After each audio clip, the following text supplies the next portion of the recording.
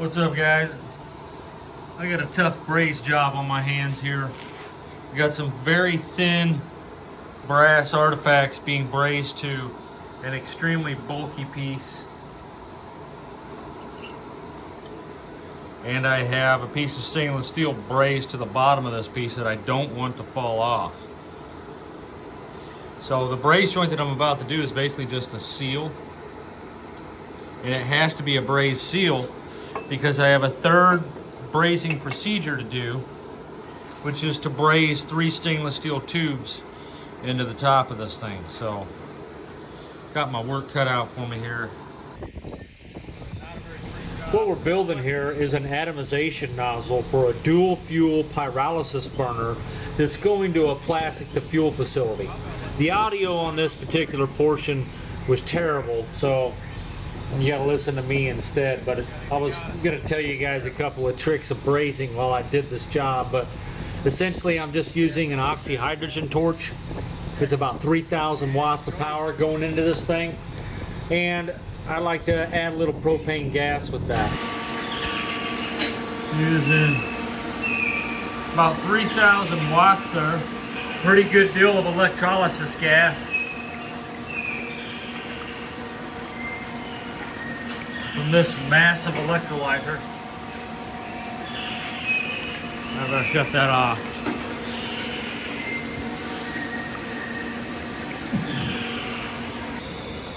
All right, so we've got one more step. I didn't want to clean it up too much because we got to heat it up again.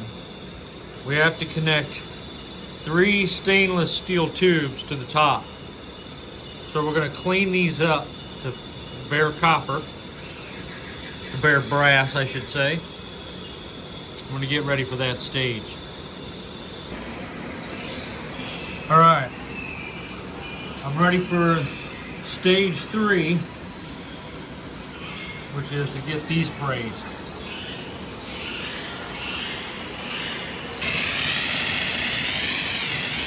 (16 amps at 220 volts.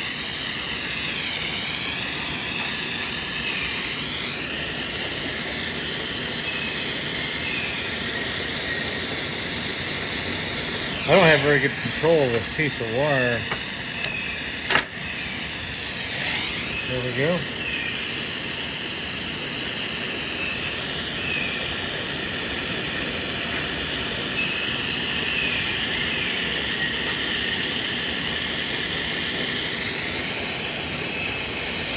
Losing a lot of flux there.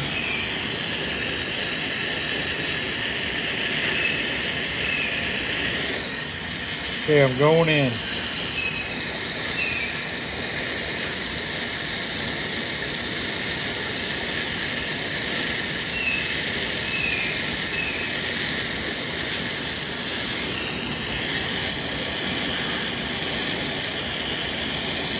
Dang it, it's stuck on me there.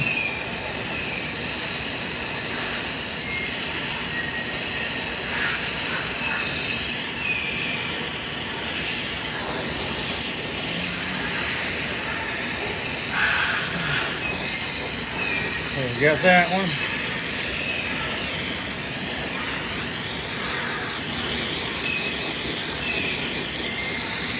Oh, a little too hot there, a little too hot. You don't want to get the stainless too hot or you're done.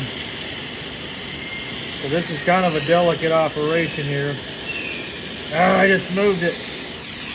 Just happened right there. There, get it back down.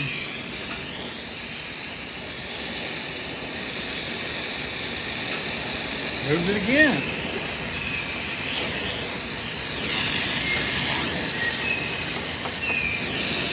Okay, I guess that's alright. Losing my shirt here.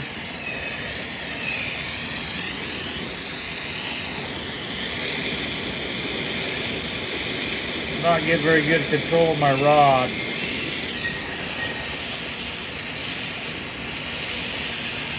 There we go. And heel. We understand what it is to be on the outside looking in. You see, that shit don't work. And I'm just speaking in general. I know it's not the same in every city.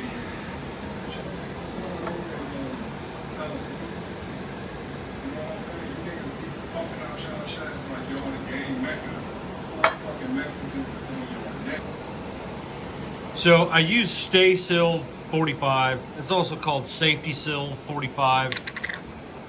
And that just means 45% silver. As I said, I'm mainly using this as a leak sealant. So you want a really wet braze for that. The higher the silver content, the thinner and the wetter the braze will be. Like I've got some 15% that I use for this down here, and it's a really thick braze, and it allows you to have a pretty thick amount of material built up. If I would have tried to use the Stay Seal 45 to put this bracket on, it would have been a nightmare.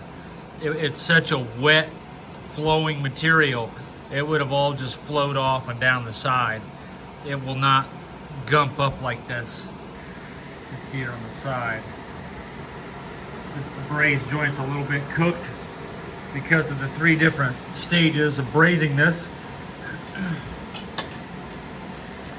But that's what we got for today. We're going to be hooking this onto a very special burner, a pyrolysis burner for a plastic to fuel refinery. This center nozzle will burn the off gases from the pyrolyzer. These other 2 nozzles will run the pyrolyzer. And this is a heavy duty combustion head made out of 1/8 inch 304 stainless steel. It's made this thick for refractory purposes. Sometimes just making something out of really thick metal is enough to keep it from getting too hot, and it will increase the lifespan.